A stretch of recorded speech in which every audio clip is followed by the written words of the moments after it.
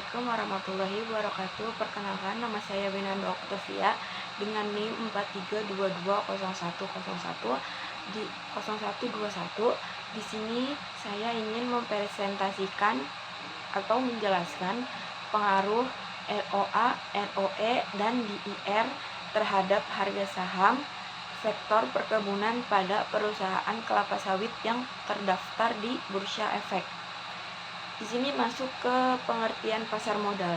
Menurut Undang-Undang Pasar Modal Nomor 8 Tahun 1995 tentang pasar modal mendefinisikan pasar modal adalah kegiatan yang bersangkutan dengan penawaran umum dan perdagangan efek perusahaan publik yang berkaitan dengan efek yang diterbitkannya serta lembaga dan profesi yang berkaitan dengan efek.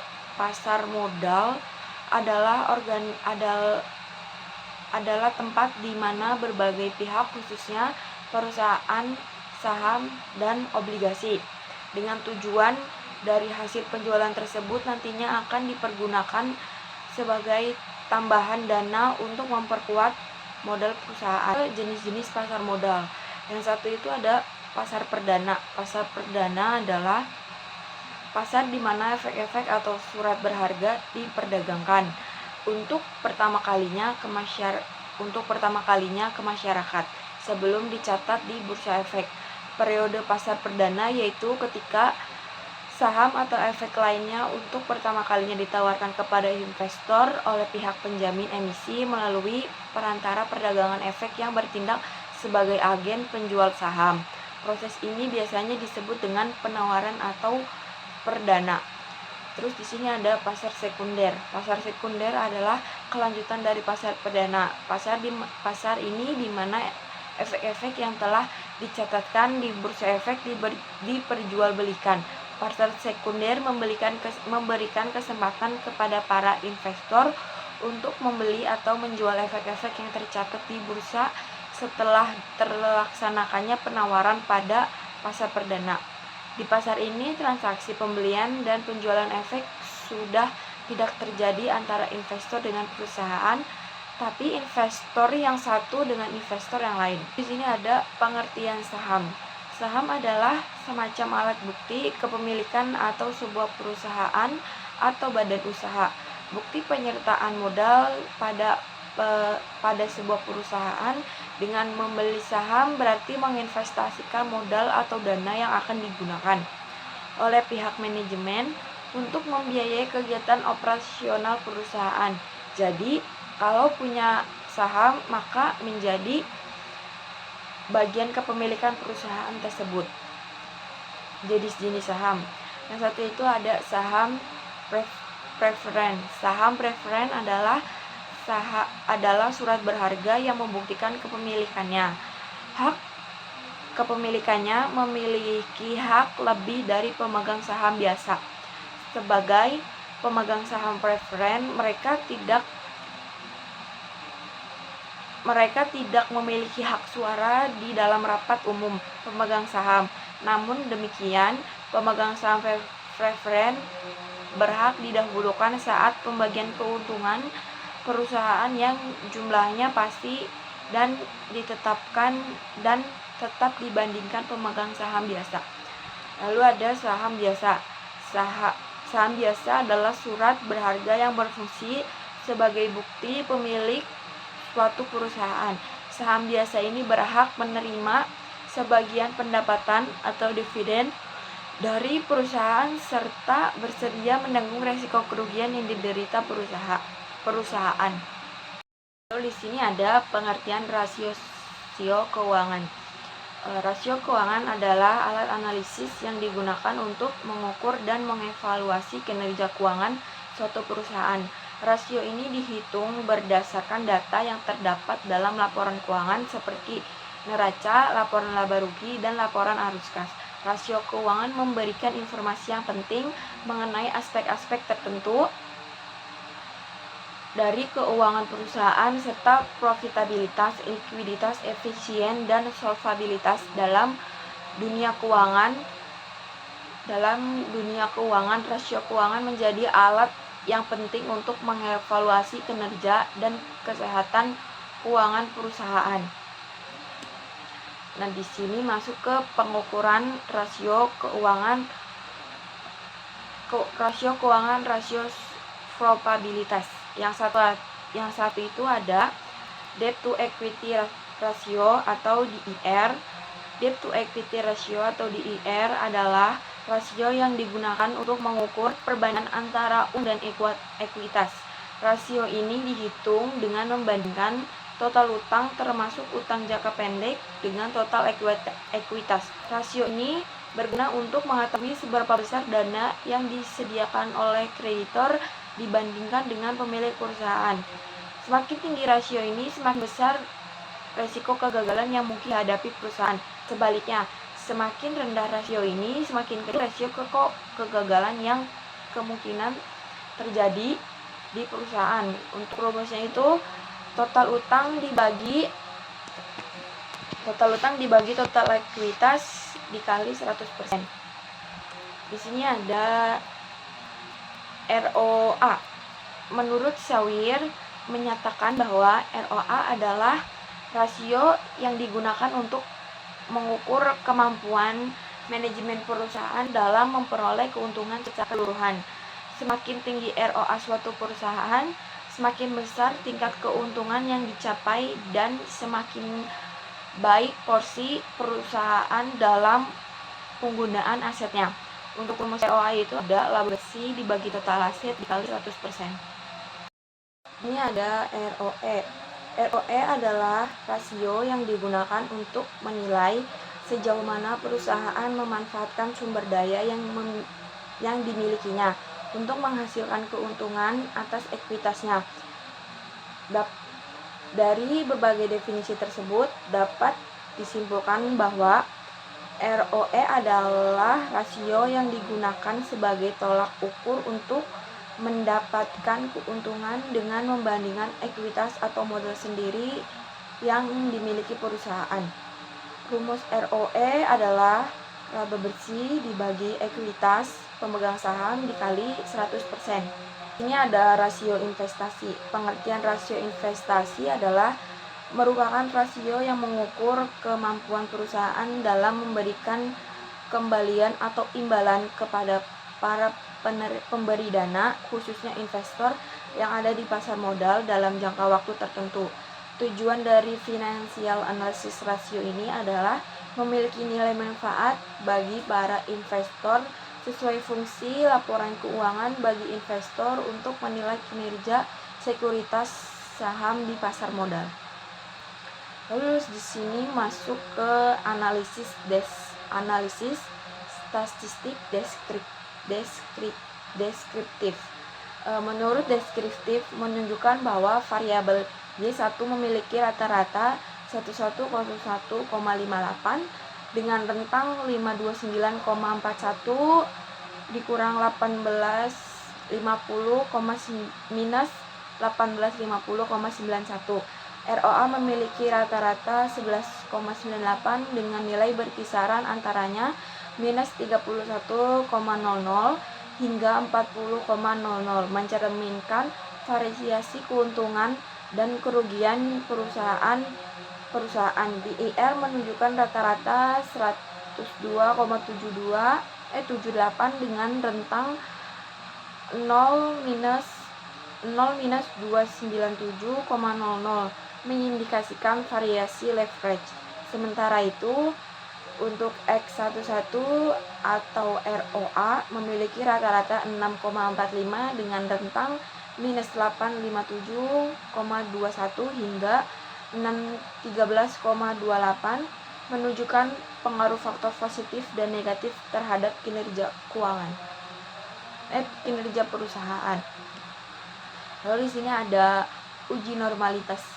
Pada tabel uji normalitas dilakukan untuk memastikan bahwa data berdistribusi normal, karena hal ini menjadi salah satu syarat penting dalam analisis regresi linear. Berdasarkan hasil uji Kolmogorov-Smirnov, nilai asin signifikan 0,200, 0,05 yang menunjukkan bahwa data berdistribusi normal. Selain itu, hasil mentokargosit yang berada di rentang 0,399 minus 0,424 pada interval kepercayaan. 90% juga mengonfirmasikan hal ini. Dengan demikian, data yang digunakan dalam penelitian layak untuk dianalisis lebih lanjut. Di sini ada uji multikolinearitas. Tabel uji multikolinearitas dilakukan untuk memastikan bahwa tidak ada hubungan yang terlalu kuat antara variabel independen. Jika ada, hal ini bisa mengganggu hasil analisis.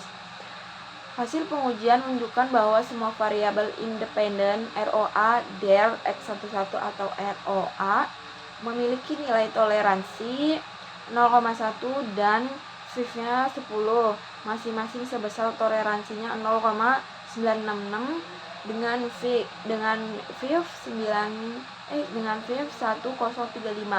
Hasil ini menunjukkan bahwa tidak ada masalah multikolinearitas dalam model yang digunakan, sehingga setiap variabel independen dapat dianalisis secara mandiri. Di sini ada uji heterokedastisitas. Hasil regresi menunjukkan bahwa variabel X11, ROA dan DER tidak signifikan terhadap variabel dependen signifikan 0,05. Koefisien masing-masing variabel adalah X11 atau ROA 0,034, signifikannya 0,194, ROE-nya 0,264, signifikannya 0,626, dan DIR-nya 0,0116, signifikannya 0,894. Tidak ditemukan indikasi heterokedastisitas, sehingga model ini dianggap andal meskipun variabel independen tidak berpengaruh signifikan. Lalu di sini ada uji autokorelasi. Uji autokorelasi dilakukan menggunakan nilai Durbin-Watson untuk mengetahui apakah ada korelasi antar residual pada model regresi. Hasil pengujian menunjukkan bahwa nilai Durbin-Watson 1,99 yang mendeteksi angka ideal 2, artinya tidak terdapat autokorelasi dalam model regresi ini, sehingga residualnya bersifat independen. Lalu sini ada analisis regresi berganda. Hasil analisis regresi menunjukkan bahwa konstanta sebesar 778,60 signifikan secara statistik, menggambarkan nilai Y1 ketika semua variabel independen bernilai 0. Variabel X11 memiliki pengaruh negatif yang signifikan terhadap Y1 dengan setiap peningkatan 1 unit pada